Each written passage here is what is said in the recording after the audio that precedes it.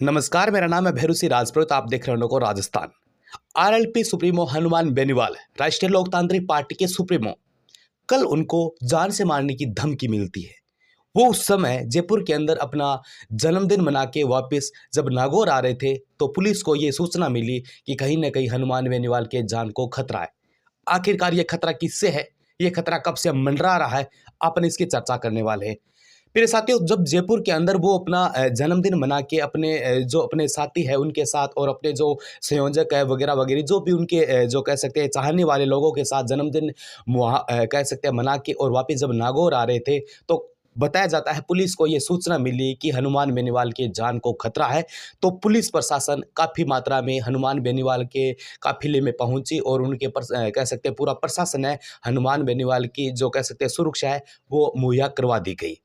कहा यह भी जाता है कि जब वो नागौर अपने घर पर पहुंचे तो 8 कमांडो पोस्ट की टीम है वो उनके निगरानी में लग चुकी थी। तो आखिरकार मुद्दा ये बनता है कि आखिरकार ये जो कह सकते हैं धमकी भरा कह सकता है जो सिलसिला शुरू हुआ है, कब से शुरू है और कब तक ये कह सकते हैं कि भाई किस प्रकार का अभी तक ये संयोजक है बन रहा है।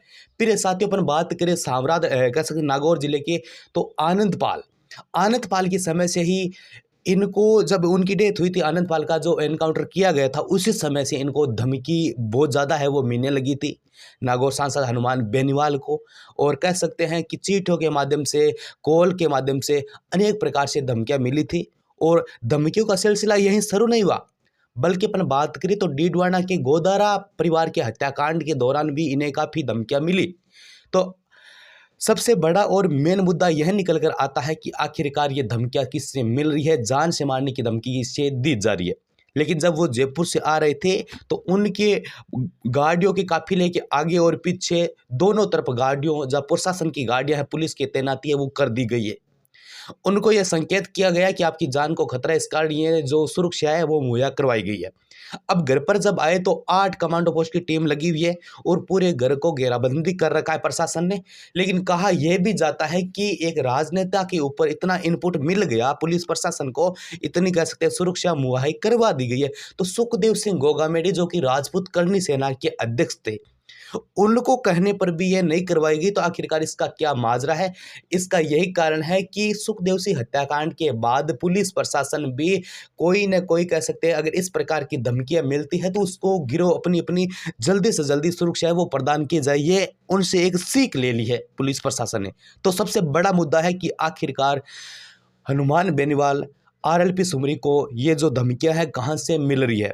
हो सकता है कि ये जो गैंगवार आपका कह सकते हैं लॉरेंस विष्णु गैंग का काम हो, लेकिन कहा यह भी जाता है कि इसके जो पुराने दुश्मन आनंद पाल या फिर बात करें डीडवाना के गोदारा परिवार से भी यहाँ कुछ संबंध दिखाई दे सकते हैं। ये लोगों के अलग अलग मत है, आपकी क्या कुछ राय है वो तो आप कमेंट बॉक्स में जरूर बता दीजिए। और कहा यह भी जाता है कि अब कह सकते हैं आरएलपी हनुमान सुप्रीमो हनुमान बेनीवाल है उनकी इतनी सुरक्षा कड़ी कर दी गई है कि अब अगर कोई मिलने ही उससे आता है तो वो उनको चेकआउट करके और फिर हनुमान बेनीवाल से पूछा जाता है कि क्या आपके ये सगे है, क्या ये आपके संबंधी है, आपसे मिलना चाहते हैं। तो कल पूरे दिन के अंदर कम से कम 40-50 लोगों में से सिर्फ और सिर्फ 3 या 4 कह सकते हैं जनों को ही अंदर आने दिया और उनसे बातचीत करवाई गई। और कहा यह भी जाता है कि इतनी पुलिस की तैनाती है प्रशासन की सबसे कह सकते हैं ज़बरदस्त तरीके से की गई है कि अब तो शायद हनुमान बेनीवाल को आगामी 2-3 दिनों के अंदर ये पता भी चल जाएगा या फिर बात करें सभी को पता चल जाएगा आखिरकार ये धमकियां किन से और कौन है वो दे रहा है। आपकी क्या कुछ राय है वो आप कमेंट बॉक्स में जरूर बता दीजिए।